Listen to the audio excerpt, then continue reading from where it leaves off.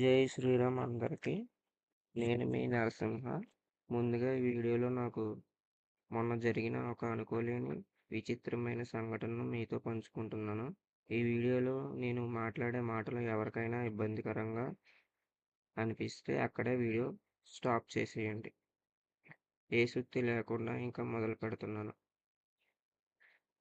తేదీ 3/6/2026 అంటే జూన్ 3 సాయంత్రం 7:30. ఎప్పుడులాగే సాయంత్రం కరెంట్ తీసేశాడు. నా చిన్ననాటి స్నేహితుడు సాయి గణేష్ వాళ్ళ ఇంటికి వెళ్ళాను. కాసేపు వాడితో కాలక్షేపం చేద్దామని.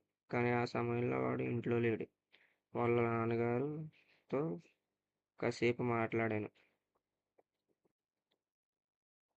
అక్కడి నుంచి బయలుదేరాక మా అక్కకి ఫోన్ చేశాను. వాళ్ళు గోదావరికి వెళ్ళారు. మా అక్క మరియు ఇద్దరి కుటుంబ సభ్యులలో కలిసి గోదావరికి వెళ్ళారు.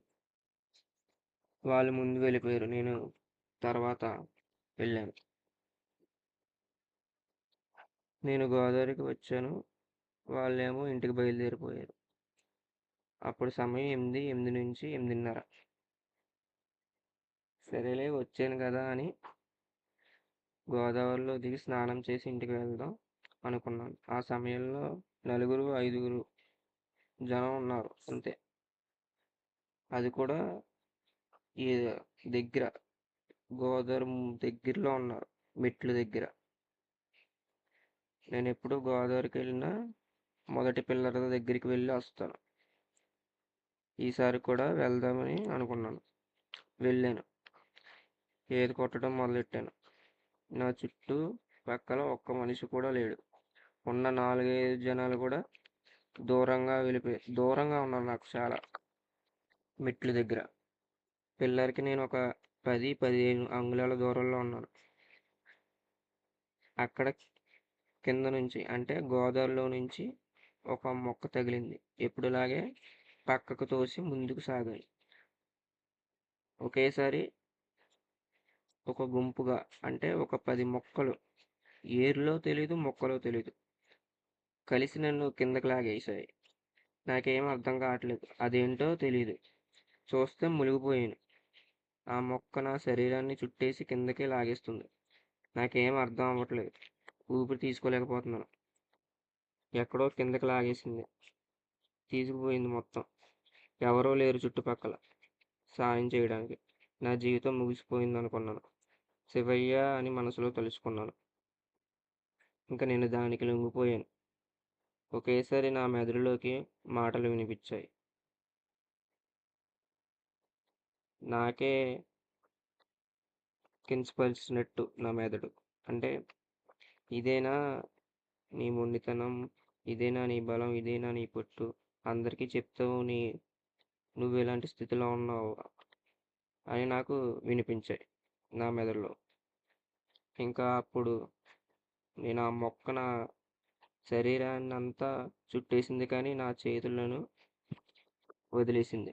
నా చేతులతో ఆ మొక్కను తెంపుతూ పైకి రావడానికి ట్రై చేశాను. మళ్ళీ ఇంకో కొత్త మొక్క. ఈసారి 10 మొక్కలు. 10 మొక్కలో తెలియదు, ఏరులో తెలియదు. ఒక గుంపుగా నన్ను కిందకి లాగేశాయి మళ్ళీ. అవి నాకు చెట్టు యొక్క ఏరులో, మరి భూమిలో నుంచి వచ్చిన ఏరులో, మొక్కలో నాకు తెలీదు. మళ్ళీ నన్ను కిందకి లాగడానికి చూశాయి. మళ్ళీ కిందకి వెళ్ళిపోయాను. ఈసారి ఇలా కాదని నేను ఈత కొట్టే విధానాన్ని మార్చాను. చేతులు పక్కకి కాకుండా పైకి ఎగురుతూ కొట్టడం మొదలుపెట్టాను. నాకు శక్తి లేదు, కానీ ఎలాగైనా బయటపడాలనే ఆలోచన నాకు గట్టిగా ఉండిపోయింది. అయినా నన్ను గట్టిగా అది వదలకుండా నా పట్టుకుంది.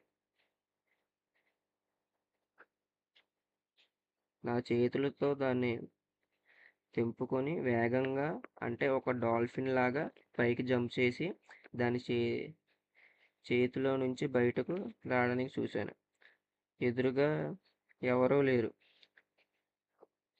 ఒకరున్నారు, కానీ తన పనిలో అతను ఉన్నాడు. నాకేమో శక్తి అయిపోయింది. కాళ్ళు చేతులు శరీరం బాగా నీరసించిపోయాయి. ఎలా అయినా మెట్ల దగ్గరికి వెళ్ళడానికి చూశాను. చివరికి నేను సమీపానికి వచ్చాను. కానీ నా పరిస్థితి ఎలా ఉందంటే, ఒక చేపని నీటిలో నుంచి బయటికి వదిలేస్తే ఎలా ఊపిరి కోసం కొట్టిసలాడుతుందో, అలా నా ఊపిరి కోసం నేను మెట్ల మీద అలా పడున్నాను. ఒక 10 నిమిషాలు వరకు నా కాళ్ళు కూడా లేపలేకపోయాను. నా శరీరం బాగా నీరసించిపోయింది. కదలలేకపోయాను. ఇంకా శివయ్య శివయ్య అంటూ అలా చచ్చిన చేపలా పడున్నాను. 5 నిమిషాల తర్వాత లెగిసి ఇంటికి వెళ్ళాను. నాకు ఇది ఎందుకు జరిగిందో తెలీదు. నాకే నన్నేమన్నా హెచ్చరించిందో తెలీదు. ఆ సమయంలో అక్కడికి వెళ్ళకూడదు అని చెప్పిందో ఏమో. లేకపోతే అసలు అది మొక్కేనా? భూమిలో నుంచి వచ్చిన ఏర్లో ఏమో తెలీదు.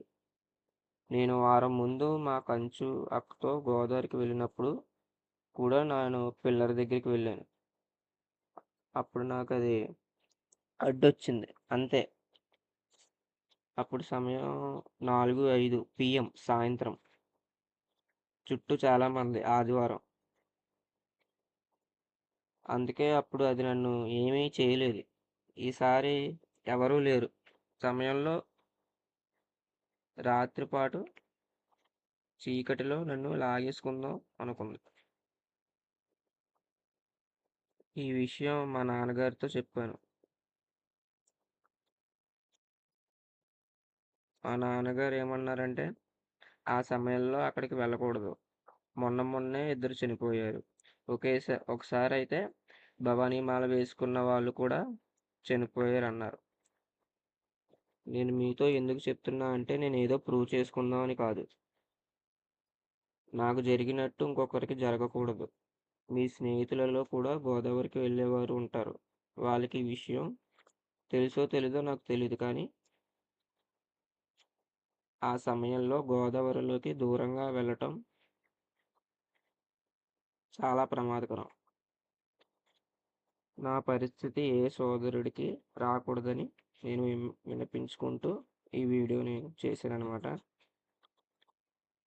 ఇంకా చాలా చెప్పాలి కానీ వీడియో లెంత్ ఎక్కువ అవుతుందని మొత్తం రాసి ఆలోచించి బాగా గట్టిగా చేశాను. తర్వాత వీడియోలో కలుస్తాను. అంతలోపు సెలవు.